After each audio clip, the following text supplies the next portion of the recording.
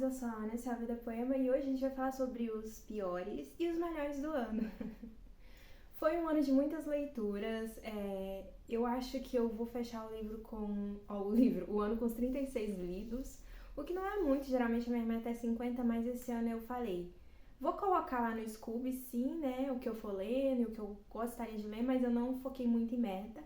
Eu tenho esse grande desafio de 30 antes dos 30, vocês podem ver na playlist que eu vou deixar aqui. Será que é desse lado? Nunca lembro. Mas fora isso, gente, eu fui lendo o que deu vontade, como deu vontade, e acabou que eu li muitos livros grandes.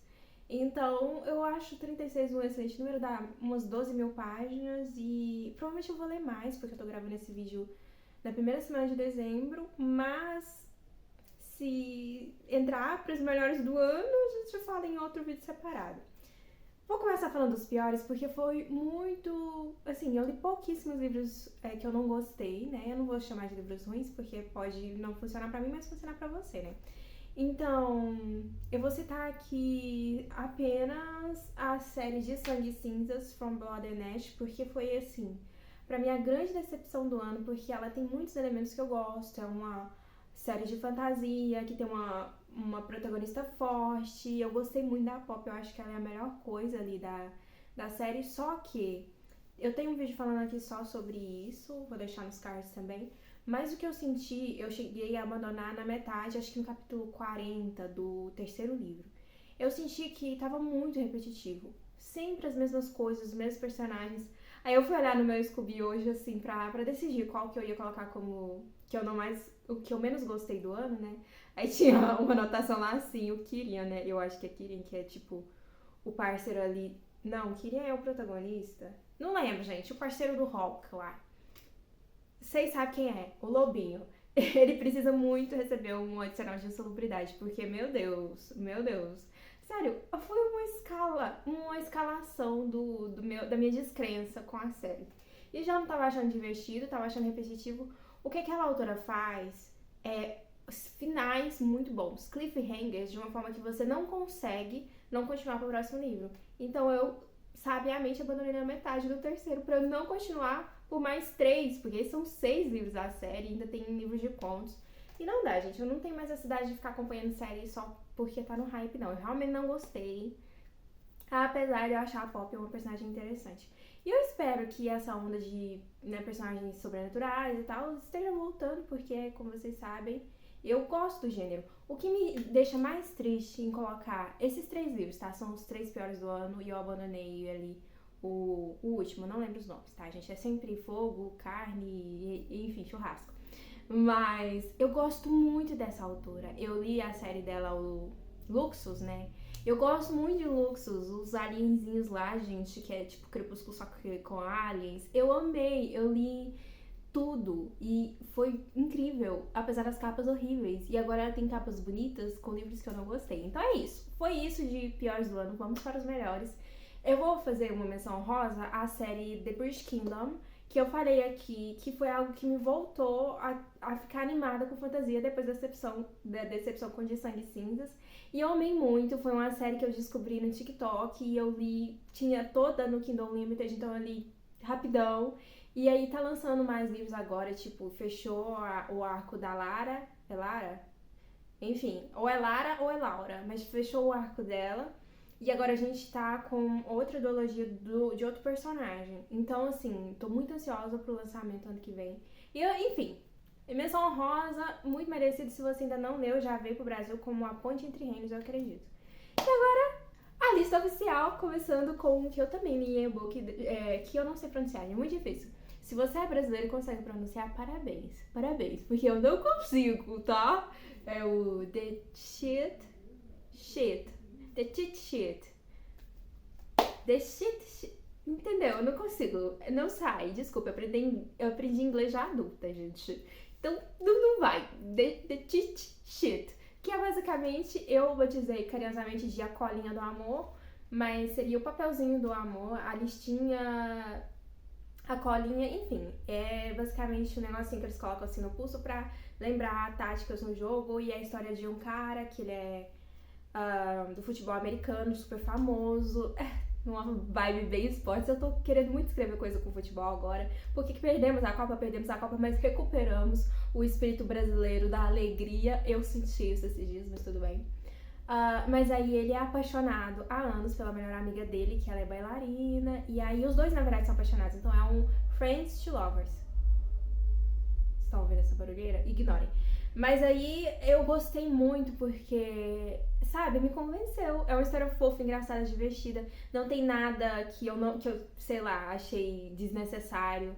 É legal, é super bom. É o romance que eu tava querendo e pedindo. Eu fiquei muito feliz lendo esse livro. E tem um vídeo aqui só sobre ele, também vou deixar os cards. Então é isso, esse é o número 5 do top 5 do ano. Ai, gente, e aí depois... Tinha que ter uma farofinha também, né, meu povo? Tem que ter, sempre. Uma comidinha sem farofa, o que é? Sem graça, é isso mesmo. Ai, número 4. E agora, gente, a ordem não é questão de qualidade. Se fosse questão de qualidade, os Irmãos Karamazov não tá aqui na minha mão. Ele devia estar. Inclusive, eu fiquei meio assim se eu podia ou não. Ele, então, outra menção honrosa, porque eu amei muito. É muito difícil escolher só 5, tá? E eu reli Ana Karenina, que tá aqui. Eu li essa... Au. Gente, até caiu. Eu reli nessa edição aqui, então assim, eu reli meu livro favorito este ano. E já comprei a edição que eu vou ler ano que vem. Mas entendam que a ordem é da minha experiência, não da questão da qualidade, ok? Mas talvez da qualidade também. Em quarto lugar, temos uma leitura que na verdade eu comecei ano passado. Eu li o primeiro tomo ano passado. E esse ano eu li o segundo tomo, e é Os Miseráveis, como vocês podem ver. E eu acho que ele é o meu livro favorito da vida. Eu vou reler Ana Karenina pra decidir isso. Mas ele é impecável, sabe? É grande, sim, é muito grande. Mas quando acaba você fala, poxa, eu acho que eu ainda leria mais umas 500 páginas. Porque ele escreve muito bem. E aí, a gente tem muito a aprender com ele, com o Victor Hugo, gente. Porque, como ele, nós, autores independentes do KDP, a gente também ganha por página lida. A gente devia ser como o Vitinho Hugo. A gente devia ser. Quem sabe um dia. Ilusão, né? Isso aqui era um gênio, é elite, tá? Mas, né, a gente pode se espelhar. Porque o que acontece? Por mais que ele tenha digressões no meio e histórias paralelas que você não tem nenhum interesse, sempre são coisas que se encaixam com a história, pelo menos um pouquinho. Dava pra cortar, dava. Tem edições que cortam, tem, mas vale a pena ler tudo, porque ele não tá contando só a história de um personagem, ele tá passando ele está criando pra gente um retrato da França daquela época. Então a gente vai com eles em Waterloo, que é difícil, a gente vai com eles pra dentro do convento pra entender até o número dos degraus da escadaria do convento. Aí a gente vai pra onde? A gente vai pros esgotos de Paris. O que você precisa saber sobre os esgotos de Paris, você vai saber neste livro aqui. E isso diz muito sobre a sociedade, os esgotos dela, vejam só. É incrível. E eu amo os personagens. Jean Valjean, gente, é tipo assim, um santo na terra, basicamente. E o que me incomoda, não me incomoda, mas o que move mais meu coração, me comove, é que ele não se vê dessa forma. É que ele, até o último segundo, ele se vê como o pior pecador que existe. E aí a redenção dele, não é spoiler, não sei, mas a redenção dele não chega. Ele tem uma redenção divina e é isso. Ele vê assim, tô indo pro céu, e é isso. É triste, te deixa assim pensando, a humanidade, né? Pra quê? Mas assim, leia. Eu acho que ele é essencial pra todo leitor, pra qualquer pessoa. Leia, assim, é grande, ouve o audiolivro. Pelo menos ver o filme. Não musical, porque o musical é tão desafiador quanto, talvez. É muitas horas, e tudo em inglês, sendo que é uma obra francesa, não sei. É bom, mas assim, tem ver a adaptação de filme, tem série, enfim. Leia o livro, é muito bom. E esse foi o número 4, eu tô me enrolando. Em seguida, cara, tô até pensando se eu mudo, se eu não mudo, porque eu li tanta coisa boa, mas vamos lá. Eu vou ter que colocar aqui O Senhor dos Anéis, A Sociedade do Anel. Porque, gente, a imersão, né? E também a quebra de expectativa. Porque a minha expectativa com Tolkien é sempre odiar, e acaba que eu sempre amo. Eu tô aqui procurando a minha anotação no final pra gente relembrar os sentimentos. Não sei bem porque, mas fiquei chorosa nesses capítulos finais. Talvez tivesse chorado de verdade se não soubesse o que acontece, como acontece a seguir, né? como acaba. É belo, extraordinário, vale o esforço que exige para ser lido. Eu amo todos os personagens, com exceção óbvia de Boromir. Quero um dia reler no original. Quando eu falo que eu quero um dia reler no original, gente, eu estou dizendo que eu provavelmente vou reler muitas vezes, de muitas formas. É isso. E eu já tinha lido aqui esse trecho quando eu falei no vídeo só sobre Senhor dos Anéis, mas é só pra deixar claro essa emoção, entendeu? Não é um livro que nem Os Miseráveis pra te fazer chorar, mas você acaba querendo chorar. Por quê? Porque você se apega a esses personagens. Você os acompanha nessa jornada. Então, assim, é muito bom. Então, o número 3, nossa, gente, número 3. Pois é, muito bom mesmo. Ah, eu fiquei apaixonada. E assim, como alguém que já conhece a história, eu fico imaginando como que esse livro foi importante naquela época em que foi lançado. Da galera saindo de uma guerra, assim, terrível, e eles tendo essa necessidade de ir para outro mundo, porque o mundo que tava ali em volta tava, enfim, sendo reconstruído. Independente de lá, estava todo mundo na pior, os chãozinhos de fábrica, os soldados rasos, né? Ninguém ganha com a guerra, gente, só os poderosos. Mas pensa, você tá ali no meio de tudo destruído. E eu tô falando isso, eu nem lembro, tá? Quando é que foi escrito. Mas imagino que isso aqui é após Segunda Guerra. Imagino, não tenho certeza. Mas pensa, o século passado é cheio de guerra. Pensa, você acabou de passar por uma guerra e você precisa abstrair daquela destruição em volta, você vai pra Terra-média. E aí você conhece esses amigos que estão passando por aventuras e são pessoas improváveis. Porque a gente tem o Aragorn, a gente tem o Legolas, a gente tem até um Boromir. Mas quem vai salvar o dia é os pequenos hobbits. E eu acho incrível, maravilhoso, impecável. E eu ainda estou indecisa com o que eu vou ler no meu recesso, que eu nem sei se vou ter, como é que vai ser. Mas eu vou pra minha cidade natal, eu não sei se eu levo os Bruddenbrook ou se eu levo outros Senhor dos Anéis. Eu só não levo nada, vou decidir ainda. Mas tá aí o top 3, muito, muito feliz. Contra todos os meus esforços, porque eu de fato não queria ser fã de Tolkien, gente, mas eu sou. Eu sou fã de todo mundo, né? É aquela coisa, eu não entro em disputa de fandom, entendeu? EXO ou BTS, os dois. Dostoiévski ou Tolstói, os dois. Tolkien ou Harry Potter, os dois. Mas assim, né? Fazer o quê? Agora, gente, segundo lugar, esse é difícil, porque o primeiro lugar também vai ser difícil, mas eu vou explicar. Segundo lugar, eu não sei, gente. Eu vou mudar a ordem, porque eu acho que merece. Então, em segundo lugar, a gente tem Noites Brancas. E aí eu vou puxar aqui. Não consigo não citar os Karamazov. Por quê, gente? Então, o segundo lugar vai ser duplo de Dostoiévski. O segundo lugar fica pra ele, pra esse gênio maravilhoso que não, assim, não pede pra Tolstói, tá, gente? Eu sei que tem gente que acha que um é melhor que o outro. Eu acho que os dois são lindos, maravilhosos, perfeitos, cada um na sua praia. Eles só tinham em comum a nacionalidade, só isso. O resto, gente, cada um é muito particular, muito relevante, sabe? Enfim. Então aqui, ó, os irmãos Karamazov foi uma experiência muito surpreendente, olha, todas são. Mas eu, sei lá, eu me envolvi muito com esses personagens. E foi uma leitura fácil. Veja bem, foi fácil. Eu não achei difícil, achei incrível, na verdade. E sim, o final te deixa, que nem Os Miseráveis, te deixa pensando assim, cara, a vida, né, hoje não tem alegria no mundo, né, todo mundo se dá mal, as injustiças continuam acontecendo, mas é maravilhoso, perfeito. Eu amo a minha edição. Eu sei que a tradução é indireta, gente, mas eu gosto muito, tá? Inclusive, eu já falei isso no vídeo sobre os Karamazov, o Oleg, que revisou essa edição aqui, então tem esse aval. E a próxima edição de Ana Karenina, que eu vou ler, foi tradução dele. Então é isso. Eu amo. E é tão lindo, olha como ele é lindo. Ah, eu amo. Então ficou em segundo lugar junto com Noites Brancas. Por que eu escolhi Noites Brancas inicialmente? Porque só o livro não tem 100 páginas, gente. Não sei se vai dar pra vocês verem todas as marcaçõezinhas. Não dá, né? Não tem uma câmera, essa é a verdade, mas eu provavelmente fiz uma marcação por página no mínimo.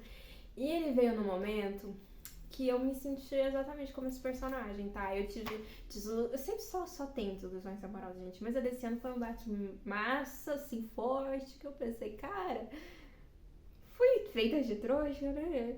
Mas tudo bem, foi legal enquanto durou. Aí eu li esse livro aqui. Ai, um pequeno spoiler aí, se você se você quiser pular 10 segundinhos, mas eu vou ler a última frase do livro, ó. Meu Deus, um minuto inteiro de felicidade. Acaso isso é pouco mesmo para uma vida humana inteira? Aí a minha anotação final, sem defeitos. Porque é isso, sabe? Por mais que você passe por relacionamentos que depois você olha em retrospecto e pensa, cara, eu fui trouxa. Mas sabe, as memórias boas são suas. E é isso, ninguém pode te tirar. Eu tenho muito isso comigo mesma. Eu sempre sou fiel aos meus sentimentos. Eu sempre me coloco à disposição para viver o que eu preciso viver. Nunca dá certo, mas pelo menos eu fui quem eu sou, entendeu? Não me corrompi. Não vou ficar pensando, nossa, se eu tivesse feito aquilo, se eu tivesse feito aquilo outro. Não, eu sempre faço tudo que eu posso, tudo que está em minhas condições. E aí, às vezes, eu fico um pouco feliz. E é isso, os minutos de felicidade compensam depois. Eu me senti uma trouxa, né, por confiar em gente que não devia. Olha só. Mas enfim, gente, relacionamentos são complexos. Igual aqui a gente vai acompanhando no livro. Eu falei sobre o que é os Karamazov. E o Senhor Zane, a gente vai assistir os vídeos, porque tem vídeo pra todos aqui no canal. Eu não lembro se eu fiz um vídeo sobre Noites Brancas. Se eu não fiz, eu vou fazer, tá? Porque é maravilhoso, eu releio e faço. Mas beleza, aqui nessa história a gente vai acompanhar, acho que 5 noites em que um cara vai encontrar essa mocinha, ele vai se apaixonar por ela, só que ela gosta de outra pessoa. E aí, gente, eu acho que é muito retrato de como os relacionamentos são. Ninguém é vilão. Quer dizer, tem umas pessoas que são babacas. Tem uns caras que realmente estão querendo te fazer de trouxa. Então abre teu olho. Mas assim, pessoas boas também erram. Eu, por exemplo, não estou imune de partir o coração de ninguém. Da mesma forma que o meu coração às vezes é partido por pessoas boas. Não que eu seja uma pessoa boa, mas vocês entenderam, né? Não tô tentando partir o coração de ninguém, mas pode acontecer. Da mesma forma que as pessoas... Tem uma música boa esse dia que viralizou no TikTok, em que a moça tá falando assim, não é que você era mal, não é que era premeditado, é só porque você não gostava tanto assim de mim. É isso, gente. Vocês assistiram aquele filme? Ele não está tão afim de você? É sobre. E Dostoiévski, gente, foi o melhor primeiro contato com o autor que eu já tive na minha vida, de verdade. E porque Ana Karenina não foi um bom primeiro contato. Eu demorei alguns anos pra terminar de ler. Isso aqui eu li um capítulo por dia pra durar mais tempo. Então, assim, quer ler clássicos, não sabe por onde começar? Aqui está o melhor jeito. E agora no top 1, né? Eu já acho assim, insuperável, irretocável. E foi o último livro que eu li. Talvez isso influencie, não sei. Mas hoje o João vai estar falando de O Mundo de Ontem. Caraca, sério, é muito bom. E aqui a gente tem uma não ficção. Isso é bizarro porque, por mais que eu seja jornalista e que eu produza não ficção, eu não gosto tanto assim de ler não ficção. Eu leio biografias pontuais. Martin Luther King. De quem mais que eu li biografia? Ah, Malala. Enfim, pessoas assim que eu admiro. Mas, não ficção por não ficção, esse foi o ano que eu mais li, vejam só, livros sobre temas específicos, eu falei brevemente aqui, mas esse aqui, eu acho que ele é muito bem escrito de uma forma tão bela que eu preciso ler a ficção desse homem, de verdade, é muito bem escrito. E mérito para a tradução também, que aqui foi feita por Cristina Michaelis, parabéns. É Cristina mesmo? Pelo amor de Deus. Cristina, obrigada, tá? Por trazer esta maravilhosidade pra nossa língua portuguesa. Não sei nem se ela ainda tá viva, porque a obra dele já tinha sido traduzida lá, sei lá, nos anos 50. Mas o ponto é, gente, isso aqui é um monumento. Eu estou falando em um ano em que eu li Os Miseráveis, que eu li Os Irmãos Karamazov, que eu reli Ana Karenina. Esse foi o melhor livro que eu li. E porque, enfim, a gente vai acompanhar a história dele. E se fosse ficção, eu poderia chamar até de romance de formação, porque a gente tá lá no início vendo ele se interessando por literatura, vendo o processo dele para se tornar um grande autor. Só que não é um romance de formação, é uma autobiografia. E eu não consigo nem explicar. Porque você tá lendo e são palavras tão bonitas e tão bem escritas. E não é aquela coisa prolixa, ele não tá tentando ser incrível, ele só é incrível mesmo, sabe? E as coisas que ele conta com uma humildade que soa no texto, entende? Ele não tá falando que ele é um gênio, ele está contando as coisas que ele fez, mas aí você entende que ele é um gênio. Porque não tem como, não tem como. E, enfim, aqui é a história do Stefan Zweig, não sei se é assim que pronuncia mais uma vez, mas ele foi um grande autor do século passado. Teve uma época do mundo em que ele era o autor mais traduzido para outras línguas, fora a língua dele. E ele vivia em Viena, na Áustria. Ali ele nasceu um pouco antes do início do século. E então ele passou no processo das duas guerras ali nesse contexto de Áustria, Alemanha e enfim, ele tem relações com a Rússia, com a França, toda a Europa. Ele se considerava um cidadão da Europa e ele sofre muito com essa divergência, né, guerra, mas com essa ruptura que tinha ali, porque ele viveu aqueles primeiros anos, os anos 20, que na França foi uma grande coisa. Ele viveu isso de nós somos um povo aqui da Europa, a gente produz cultura, a cultura vai engrandecer o homem, entende? Então, quando isso termina, ele sofre muito. E aí, beleza, passa a Primeira Guerra. Aí, eles têm ali alguns anos, uma década, né? Pra reconstruir tudo. Aí, o que acontece? A Segunda Guerra com o que, gente? Ele era judeu, vejam só. E aí, ele vai ver tudo acontecendo ali na Alemanha e vendo. Ele tá na Inglaterra nessa época e vendo como a Inglaterra não quer saber de ajudar, entendeu? E ninguém quer saber de ajudar. Ele vê os refugiados chegando e eles não têm pra onde ir. Ninguém quer saber deles. São um povo sem pátria. E aí ele conta pra gente que antes eles tinham uma fé que os unia como povo. Só que nesse momento da humanidade, enfim, porque o povo judeu passou ali muitas coisas, o antissemitismo tá aí, né? Infelizmente, faz muito tempo, né? Então, eles, como povo, eles tinham essa coisa de, nós somos o povo de Deus, a gente tem essa religião em comum. Porém, nessa época ali do século XX, eles já não tinham isso. Não eram mais pessoas religiosas, eles já eram mais alemães do que judeus, mais austríacos do que judeus. Eles já tinham assimilado a cultura daqueles lugares, já estavam gerações naqueles lugares. Então, era isso. Eles nem falavam a mesma língua, mas eles estavam sendo rejeitados e perseguidos por ser o mesmo povo, que nem fala a mesma língua. Então, assim, gente, é uma história triste, melancólica, especialmente quando a gente sabe o que acontece com ele, que, enfim, ele vem pro Brasil com a esposa dele e ele escreve esse livro aqui. Na verdade, ele vai pra Nova York com a ex-esposa, eles conversam muito pra ele escrever isso aqui. Ela ajuda ele, aí ele vem pro Brasil, volta pro Brasil, se estabelece em Petrópolis e lá a esposa dele e eles tiram a própria vida. Então, assim, é uma história muito triste. E aí a gente vai percebendo como que a guerra, ela não só vitima pessoas diretamente, ela faz isso também indiretamente. Quem precisa fugir, quem tem que viver com essa coisa de sobreviver a um trauma tão grande, tipo, por que eu sobrevivi e eles não sobreviveram? Enfim, é um assunto muito complexo.